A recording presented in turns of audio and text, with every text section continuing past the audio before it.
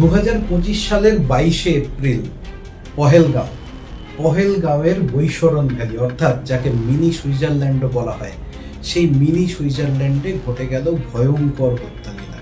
কার্যত বেছে বেছে হিন্দুদের হত্যা করলো সন্ত্রাসবাদীরা। ধর্মের ভিত্তিতে বাছাই করে মাথায় কারো বুকে একেবারে পয়েন্ট ব্ল্যাঙ্ক রেঞ্জ থেকে গুলি চালানো হলো। এক ঝটকায় সব শেষ খবর পাওয়া পর্যন্ত 26 জন মারা গিয়েছেন এবং 17 জন মৃত্যুর সঙ্গে লড়ছেন। এই বৈশরণ ভ্যালিতে যেতে গেলে হয় পায়ে হেঁটে নয়তো টাট্টু ঘোড়ায় চেপে যেতে হয়, কারণ কোনো রকম গাড়ি যাওয়ার মতো রাস্তা সেখানে নেই। যে কারণে পরবর্তী সময় যখন সেনাবাহিনী সেখানে পৌঁছায় তখন এয়ারলিফট করতে হয়, অর্থাৎ হেলিকপ্টারের সাহায্য নিতে হয় আহতদের ওখান থেকে হাসপাতালে শিফট করানোর জন্য বা ওখানে যে পর্যটকরা ছিলেন তাদের সরিয়ে আনার জন্য। কিন্তু তার আগেই এলাকার স্থানীয় বাসিন্দা যারা ছিলেন তারা কিন্তু কাউকে পিঠে চাপিয়ে, কাউকে টাট্টু ঘোড়ায় চাপিয়ে ওই স্থান থেকে সরিয়ে নিয়ে আসেন এবং অ্যাডমিট করেন 12 জনকে পহেলগাঁও হাসপাতালে। পহেলগাঁও বৈশরণ ভ্যালিতে যে হত্যালীলা চালানো হয় তা একেবারে ধর্মের ভিত্তিতে, যদিও 2 জন ছিলেন অন্য ধর্মের। একজন স্থানীয় বাসিন্দা টাট্টু চালক সৈয়দ হোসেন শাহ এবং অন্যজন ছিলেন একজন খ্রিস্টান। এই যে স্থানীয় বাসিন্দা সৈয়দ হোসেন শাহ, তাকে হত্যা করা হয়, তাকে কাফের আখ্যা দেওয়া হয় একটাই কারণে, তিনি ওখানকার লোকাল গাইডের কাজ করতেন এবং তিনি চাইছিলেন না পর্যটকদের উপর এমন হামলা হোক। তিনি এগিয়ে যান, বীর দর্পে বন্দুক ছিনিয়ে নেওয়ার চেষ্টা করেন একজন জঙ্গির কাছ থেকে। তখন তাকে সরাসরি কাফের আখ্যা দিয়ে পয়েন্ট ব্ল্যাঙ্ক রেঞ্জ থেকে গুলি চালানো হয় এবং তিনি শহীদ হন। বাদ বাকি 24 জন একেবারে বাছাই করা হিন্দু যাদের ধরে ধরে হত্যা করা হয়। এবং তাৎপর্যপূর্ণ বিষয় হলো এই যে 26 জন যারা ওখানে নিহত হলেন, এই 26 জনের 26 জনই পুরুষ, অর্থাৎ একেবারে টার্গেট করে পুরুষকে মারা হয়েছে। পাশাপাশি বলে দেওয়া হয়েছে একজনকে মারা হচ্ছে, তার স্ত্রীকে বলা হচ্ছে গিয়ে মোদিকে খবর দিন, অর্থাৎ প্রাইম মিনিস্টারকে বলুন যে আমরা এই কাণ্ডটা ঘটালাম। মৃতদের মধ্যে 3 জন ছিলেন ভারতীয় নিরাপত্তা বাহিনীর অংশ, আইবি, আইএএফ এবং ইন্ডিয়ান নেভি। এই 3টির অংশ ছিলেন 3 জন। এই 3 জনকেও একইভাবে হত্যা করা হয়। অরুণাচল প্রদেশ থেকে এসেছিলেন ইন্ডিয়ান এয়ারফোর্সের কর্পোরাল তাগে হেলিয়ান, ইন্টেলিজেন্স ব্যুরোর সেকশন অফিসার মনীষ রঞ্জন, যিনি পশ্চিমবঙ্গের বাসিন্দা। এছাড়াও ছিলেন ইন্ডিয়ান নেভির লেফটেন্যান্ট বিনয় নারওয়াল, যাকে একেবারে পয়েন্ট ব্ল্যাঙ্ক রেঞ্জ থেকে গুলি করে হত্যা করা হয়। তার স্ত্রী পরে বলেন যারা সন্ত্রাসবাদীরা এসেছিল তারা বলছিল ইনি সম্ভবত মুসলিম নন, তারপরেই ওরা গুলি চালায় এবং ওখান থেকে চলে যায়। একবার ভাবুন, মাত্র 6 দিন আগে বিবাহ, তারপর মধুচন্দ্রিমা করতে যাওয়া ভূস্বর্গ কাশ্মীরে গেলেন সধবার ভেসে আর ফিরলেন একেবারে বিধবা হয়ে। এই বিনয় নারওয়ালের স্ত্রী খুব উগরে দিয়েছেন কার্যত তার আর্তনাদ, এবং তার যে ছবি আমরা বিভিন্ন সামাজিক মাধ্যমে দেখেছি তা একেবারে অবর্ণনীয়। এই একই রকমভাবে অবর্ণনীয় এই 26 জন যারা ওখানে মৃত্যুবরণ করেছেন, কার্যত শহীদ হয়েছেন, তাদের পরিবারের সবার অবস্থাটা কিন্তু একই রকম। তবে এর মধ্যেও একটা আশ্চর্য ঘটনা ঘটে। অসম বিশ্ববিদ্যালয়ের একজন বাংলার অধ্যাপক, নাম দেবাশিস ভট্টাচার্য, দেবাশিস জানান যে তিনি পাশে গাছের তলায় কয়েকজন বসে বসে কিছু একটা করছিলেন। তারা মুসলিম, তাদেরকে জিজ্ঞাসা করেন কি করছেন, তারা বুঝিয়ে দেন কিভাবে কলমা পড়তে হয় এবং তিনি কলমা পড়তে শুরু করেন এবং জোরে জোরে তিনি যেটা বলেছিলেন যে একবারে প্রাণপণে আমি কলমা পড়তে শুরু করি, যতটুকু শুনেছি ওইটুকু সময়ের মধ্যে সেটাই। এরপর জঙ্গিরা আসে, তার পাশের একজনকে পড়তে বলে, তিনি পারেন না, তার মাথায় গুলি করে এবং দেবাশিসকে জিজ্ঞাসা করে কি করছেন। দেবাশিস কোনো উত্তর দেননি, না দিয়ে জোরে জোরে কলমা পড়তে থাকেন। তখন জঙ্গি চলে যায় ওই স্পট থেকে। পাকিস্তান মদতপুষ্ট টেরোরিস্ট গ্রুপ টিআরএফ এই হামলার দায় স্বীকার করে। এই টিআরএফ হলো লস্কর ই তৈবা, অর্থাৎ জঙ্গি সংগঠন লস্কর ই তৈবার একটা শ্যাডো সংগঠন। কিন্তু টিআরএফ কি একেবারে অজানা ছিল ভারতীয় ইন্টেলিজেন্সের কাছে? টিআরএফ এর পুরো নাম হলো দ্য রেজিস্ট্যান্স ফ্রন্ট। এই টিআরএফ এর খবর ভালোভাবেই জানা ছিল স্বরাষ্ট্র মন্ত্রকের।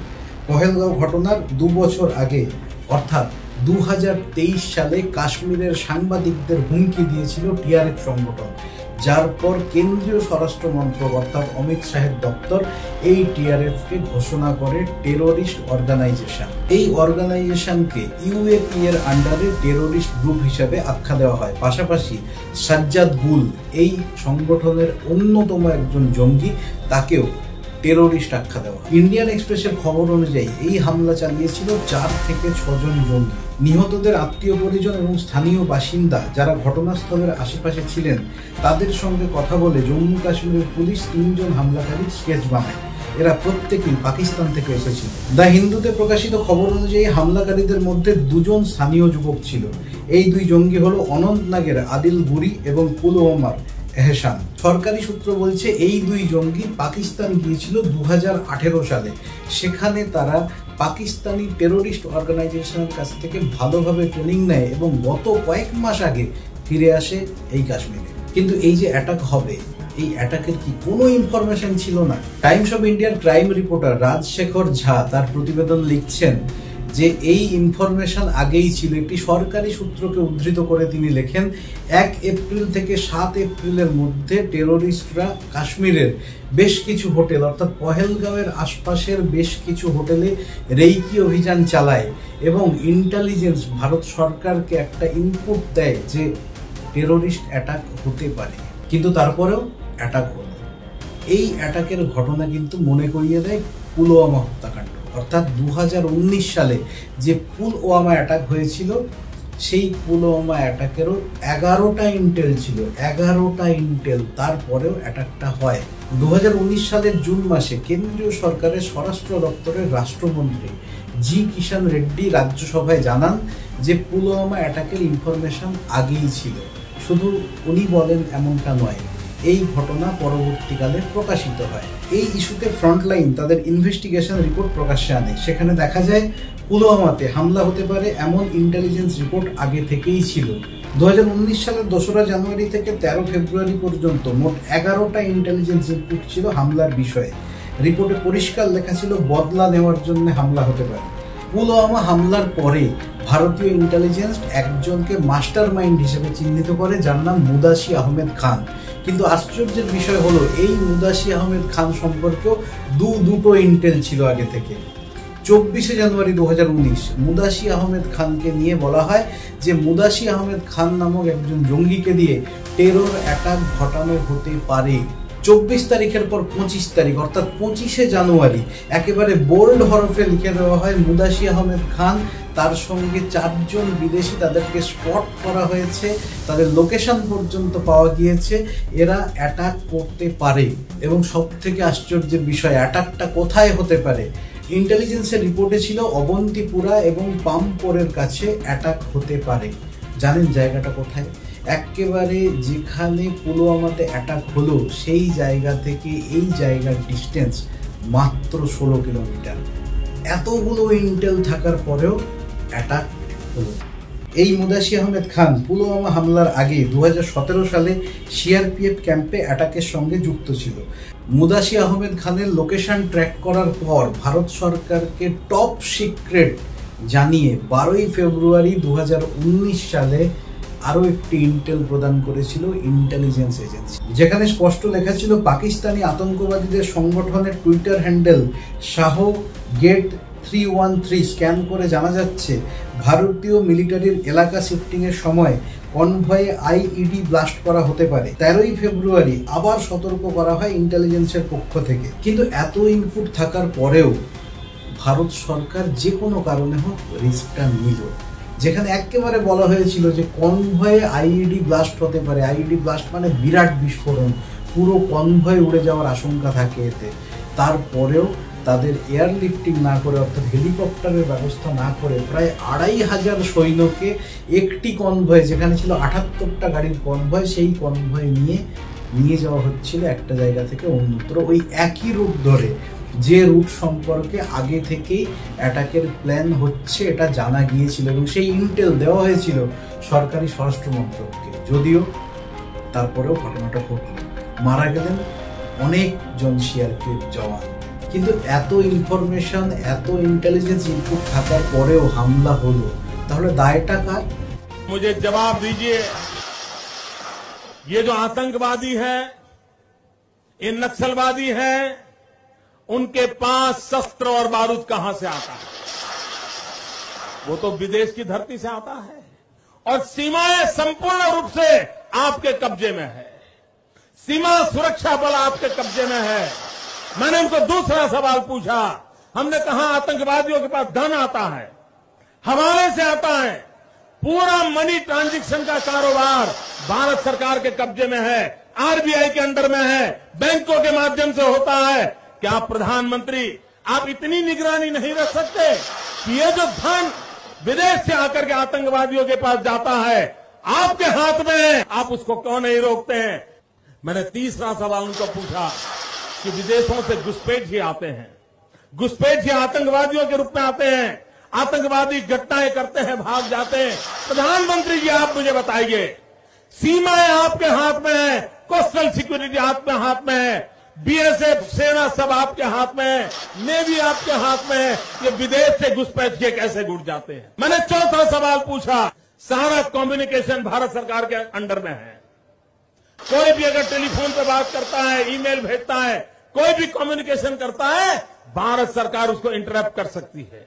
इंटरप्ट करके जानकारियां पा सकती है कि आतंकवादी गति যে কোনো মানুষ এমনকি বাচ্চারাও জানে যে এই ধরনের কোনো ঘটনা ঘটলে কাকে প্রশ্ন জিজ্ঞাসা করা উচিত। হ্যাঁ, একেবারে ঠিক, সরকারকে, নির্বাচিত সরকারকে, সাধারণ মানুষের ভোটে নির্বাচিত সরকারকে প্রশ্ন করা উচিত।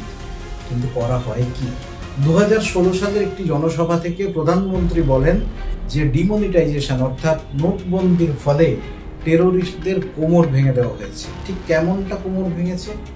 শুধু কাশ্মীর নিয়ে যদি বলা যায়, 2016 সালের নভেম্বর মাসে নাগরোটা আর্মি বেস ক্যাম্পে হামলা, 2017 সালের জুলাই মাসে অমরনাথ যাত্রীদের ওপর হামলা, ফেব্রুয়ারি 2018-তে সঞ্জুবন মিলিটারি ক্যাম্পে হামলা, ফেব্রুয়ারি 2019 পুলওয়ামা অ্যাটাক, এপ্রিল 2019 জম্মু বাসস্ট্যান্ডে গ্রেনেড বিস্ফোরণ, নভেম্বর 2021 অবন্তিপুরাতে সিআরপিএফ ক্যাম্পে হামলা, জানুয়ারি 2023 রাজৌরি অ্যাটাক, জুন 2024 কাশ্মীরে হিন্দু পুণ্যার্থীদের বাসে হামলা, আর সর্বশেষ পহেলগাঁও অ্যাটাক।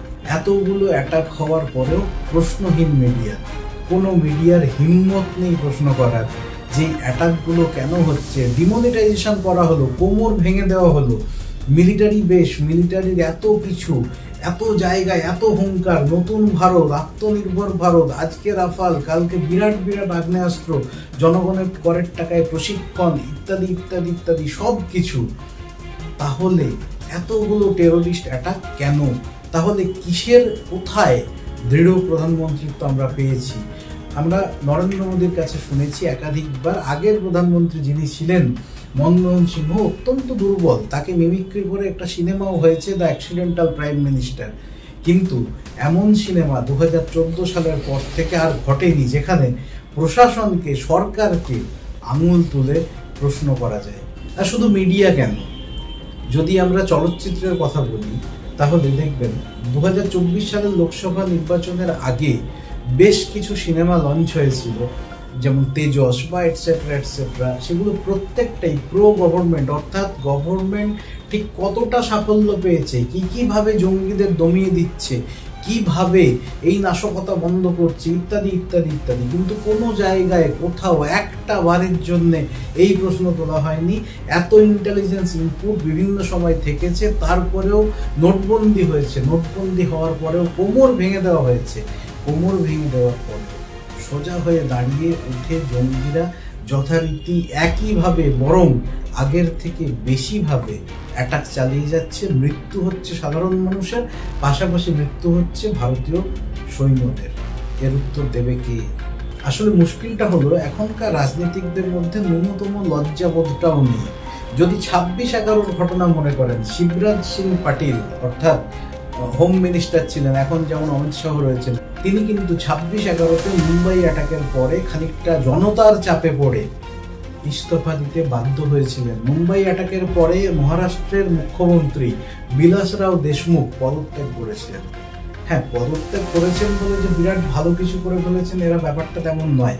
কিন্তু একটা ডেমোক্রেসিতে এই বিভিন্ন ঘটনার দায় নিয়ে পদত্যাগ করলেও মিনিমাম মানটুকু বাঁচে। সেইটুকু লজ্জাও আজকাল আর দেখা যায় না। আমি একটা ঘটনার কথা বলছি না, কিন্তু উরি অ্যাটাক সিনেমা হলো, পুলওয়ামা অ্যাটাক সিনেমা হলো, আর যে অ্যাটাকগুলোর কথা সামনে এলোই না, যে কাশ্মীরি পণ্ডিতদের নিয়ে অনুপম খেরকে সামনে রেখে সিনেমা বানানো হলো, আপনারা কি জানেন সেই কাশ্মীরি পণ্ডিতরা 326 দিন ধরে লড়ছেন নিজেদের স্বার্থে, তারা বসে রয়েছেন স্ট্রাইক করে। গভর্নমেন্ট তো দূরের কথা, তাদের খবর কোনো মিডিয়া একবারের জন্য করেনি, তাদের নিয়ে কোনো জায়গায় হইচই হয়নি। অথচ কাশ্মীরি পণ্ডিতরা ইস্যু, কাশ্মীরি পণ্ডিতদেরকে সামনে রেখে সিনেমা বানানো যায় এবং বলা যায় যে কাশ্মীর ঠিক কতটা অসুরক্ষিত ছিল, এখন সুরক্ষিত হয়ে গিয়েছে। আর যদি সত্যিই সুরক্ষিত হয়ে যায়, তাহলে 370-র পর যেমনভাবে ব্যবসা বাড়ছিল কাশ্মীরে, যেমনভাবে পর্যটন শিল্প একেবারে ফুলে ফেঁপে উঠছিল, সাধারণ মানুষ ওখানকার যারা একেবারে সমর্থন করছিলেন, বলা যায় একদম বাঁধনহারা সমর্থন, যে সমর্থনে ভারতের ঝান্ডা লড়ছিল, একজন দেশপ্রেমিক হিসাবে, একজন দেশবাসী হিসাবে, সেক্ষেত্রে আমি এবং আপনারাও নিশ্চিতভাবেই গর্বিত হবেন। কিন্তু সব থেকে বড় ব্যাপারটা হলো তাদের নিরাপত্তার কি হলো, এই নিরাপত্তার জায়গাটা ল্যাকটা কোথায়, এই প্রশ্নটা আমার। কিন্তু উত্তরটা দেবে কি? উত্তর দেওয়ার সাহস নেই, যদিও সেই উত্তর আছে। উত্তরটা কোথায় আছে? আপনারা কি জানেন ভারতীয় সেনাবাহিনীর যে এত স্ট্রেংথ, সেই স্ট্রেংথ কমানোর একটা চেষ্টা চলেছে 2022 সালে। 2022 থেকে 2025 এই 3 বছরের এজেন্ডা ছিল 2 লক্ষ সৈন্য কমিয়ে দেওয়া। এবং এই মুহূর্তে ভারতীয় মিলিটারিতে যে স্ট্রেংথ রয়েছে, যেটা থাকার কথা, তার থেকে 16% কম, অর্থাৎ 1 লক্ষ কম। প্রায় 8,400 জন অফিসার কম রয়েছেন, বাকি 92,000-এর মতো আর্মি পার্সোনাল কম রয়েছে। এই এতগুলো জিনিস রয়েছে এর মাঝখানে। এটা আমি বলছি না, এটা কিন্তু ডিফেন্স মিনিস্ট্রি, অর্থাৎ ভারতীয় ডিফেন্স মিনিস্ট্রি পার্লামেন্টের সংসদীয় কমিটিতে এই রিপোর্ট দিয়েছে। 2022 সালের 22 আগস্ট টেলিগ্রাফ একটি প্রতিবেদন লিখছে, যেখানে বলা হচ্ছে plan to cut army strength by 2 lakh over next 3 years. 3 বছরে 2 লক্ষ সৈন্য কমাতে হবে। 2022 সালের ঘটনা, আর এখন 2025, অর্থাৎ 3 বছর অতিক্রান্ত। স্বাভাবিক, সংখ্যা তো কমবেই, অঙ্কটা কষে নিন। 2014 সালের পর মিডিয়ার কাজই হয়ে গিয়েছে সরকারের শুধুমাত্র বন্দনা করা, কোনো কোয়েশ্চেন নেই, অ্যান্সার তো অনেক পরের কথা। একটাই চেষ্টা, কিভাবে মানুষের মধ্যে বিভেদ তৈরি করা যায় এবং সেকুলারিজম শব্দটাকে এই ভারতীয় সংবিধান থেকে তুলে দেওয়া যায়। বিশেষ করে এই কাজটা করছেন অর্ণব গোস্বামীর মতো কিছু নমুনারা। কি করছেন? একটা এক্সাম্পল দিচ্ছি, পুলওয়ামা অ্যাটাকের পরে অর্ণব গোস্বামীর উচিত ছিল সরকারকে আক্রমণ করা। 11টা ইন্টেল যদি আমি পেতে পারি, তো ডেফিনেটলি অর্ণব গোস্বামীর মতো বড় সাংবাদিক, বড় অ্যাঙ্কার, তার কাছেও ইন্টেল রিপোর্টটা আসবে, খুব স্বাভাবিক। আপনি চেষ্টা করলেও এটা কিন্তু পেয়ে যাবেন। একটা এক্সাম্পল দিচ্ছি, পুলওয়ামা অ্যাটাকের পর অর্ণব গোস্বামী কাকে দায়ী করেছিলেন জানেন? সুপ্রিম কোর্টকে। Time getting into whether 370 abrogation was valid or not. It was a waste of time, because with the greatest of respect to the judges, they will not take responsibility for the security situation. Pulwama অ্যাটাকের পরে এতজন army মারা গেল, এতজন সৈন্য মারা গেল, তাদের পরিবার কার্যত নিঃস্ব হয়ে গেল, দেশ খোকলা হয়ে গেল, যে একটা দেশের মধ্যে ঢুকে 40 জন সিআরপিএফ জওয়ানকে অ্যাটাক করে উড়িয়ে দেওয়া যায়। এরপরে অর্ণব গোস্বামীর যে হোয়াটসঅ্যাপ চ্যাট, সেটা লিক হয়ে গেছিল, তাতে ছিল মানে তিনি একটা ক্রেজি ফিল করছেন। কেন? সেলিব্রেশন করছেন যে এই অ্যাটাকের খবরটা তারা সব থেকে আগে করেছিলেন। আপনার যদি মনে থাকে, একটু ফিরে যান 2019-এ, যে তারপরে যখন এর পরে একটা এয়ার স্ট্রাইক করে ভারত, সেটা নিয়ে ফাটিয়ে খবর করা হয়েছিল। কিন্তু কোথায় গেল এই যে পরিবারগুলো নিঃস্ব হয়ে গেছিল, তাদের সন্তান হারিয়ে, কেউ বাবা হারিয়ে, কেউ ভাই হারিয়ে, তাদের খবর কোথায়? তাদের নিয়ে একটাও কোনো কথা বাইরে আর আসেনি। এমনকি এতগুলো ইন্টেল থাকার পরেও কেন এই অ্যাটাক হলো, কার নির্দেশে এয়ারলিফট না করে কনভয় একই রাস্তা দিয়ে গেল, তার কোনো রকম সদুত্তর পাওয়া যায়নি। এই সদুত্তর পাওয়া যেত হয় যদি মিডিয়ার সাপোর্ট থাকতো, মিডিয়া এই প্রশ্নটা করতো। কিন্তু অর্ণব গোস্বামীর মতো নমুনা এবং তার আশপাশে যারা থাকেন, এই যে পুরো মিডিয়া চক্র, যে প্রো গভর্নমেন্ট মিডিয়া চক্র, সাধারণ মানুষের কথাটা না বলে সবসময় সরকারের বন্দনা করতে ব্যস্ত থাকে। একটা এক্সাম্পল দেবো, বাংলার ময়ূখ রঞ্জন ঘোষ। একই বৃন্তে তুইতে কুসুম, কিসের কুসুম? একই বৃন্তে তুইতে কুসুম, কিসের কুসুম? কিসের কুসুম? লজ্জা লাগে না? গান্ডে পিণ্ডে এই মুহূর্তে আপনারা গিলবেন, গান্ডে পিণ্ডে ভারতের খাবেন আর ভারতের থালাতে ফুটো করবেন। বেরিয়ে যান, বেরিয়ে যান যদি আপনার মনে হয় যে আপনি সেকুলার। আর জবাব চাই বাংলা থেকে বেরিয়ে যান, কাল দেশ থেকে বেরিয়ে যান, কারণ ভারতের সংবিধান থেকে সেকুলারিজম ওয়ার্ডটাকে সরিয়ে দিতে হবে। অনেক হয়েছে।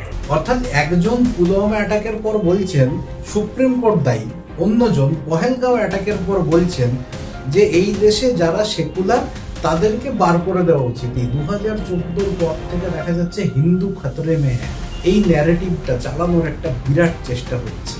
আর একটু ডিটেল হচ্ছে, ধরুন যখন এই রাজ্যের আমাদের রাজ্যের বিরোধী দলনেতা শুভেন্দু অধিকারী একেবারে কিনে ফেললেন একটা বাচ্চা, মানে নিজের বাচ্চাকেও কোথায় লোকাতে আপন করে নেয় না, একবারে চুমু টুমু খেয়ে বলে ফেললেন ওর দায়িত্ব আমার, তিনি লাফাবেন কাঁদবেন না কি করবেন জানি না। তারপরের দিন বিধানসভার সামনে বিক্ষোভ দেখাতে গিয়ে হঠাৎ করে মুখ ফসকে বেরিয়ে গেল যে ভারত মুর্দাবাদ।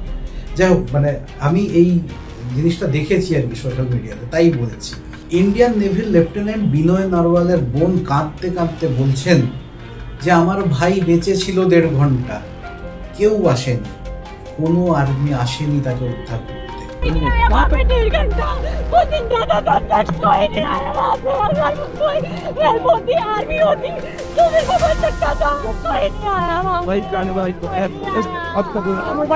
আরেকজন নিহত স্ত্রী বলছেন নেতাদের জন্য আর্মির সুরক্ষা বলয়, হেলিকপ্টার, গাড়ি, কনভয়, আমাদের জন্য কিছুই নেই, আমাদের প্রাণের কি কোনো দাম নেই?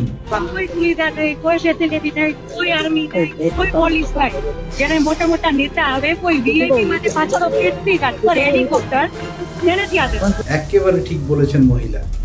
ইন্ডাস্ট্রিয়ালিস্ট, ফিল্ম মেকার, স্টার, তারা নিরাপত্তা পান। এর সঙ্গে যোগ হয়েছে বিজেপি নেতাদের নিরাপত্তা।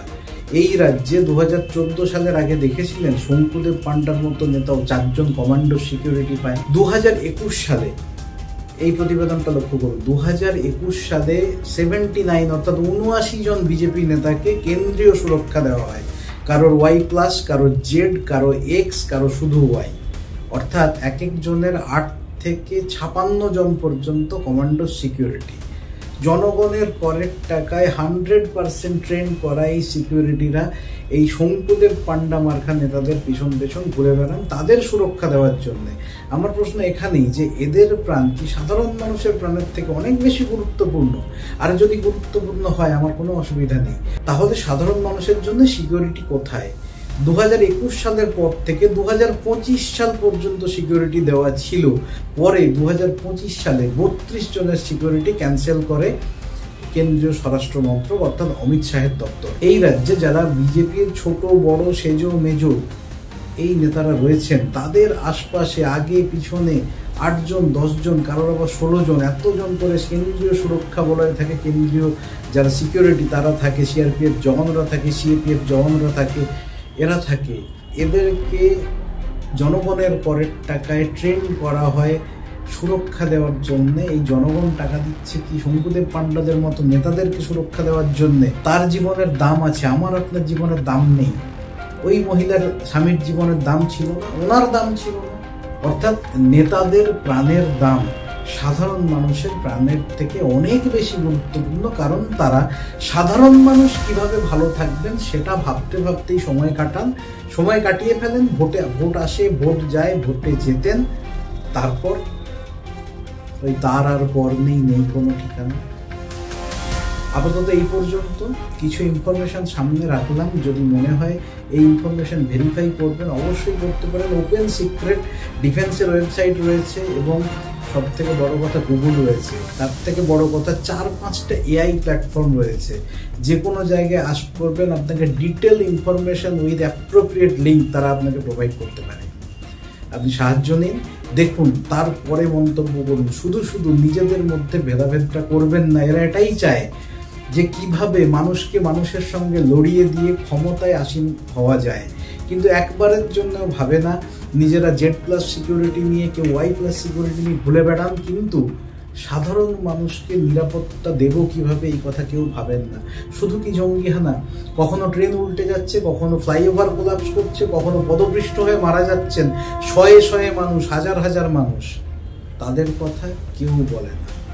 সন্ধ্যাবেলা টিভি চ্যানেলের ডিবেটগুলো দেখবেন, দেখে একটা কথা পরিষ্কার, একটু টিপ করে দিয়েই বলছি, এত সিরিয়াস বিষয় নিয়ে কথা বলার পর, রবি ঠাকুরের ভাষায়, তোমার কথা হেথা কেহ তো বলে না, করে শুধু মিছে কোলাহল।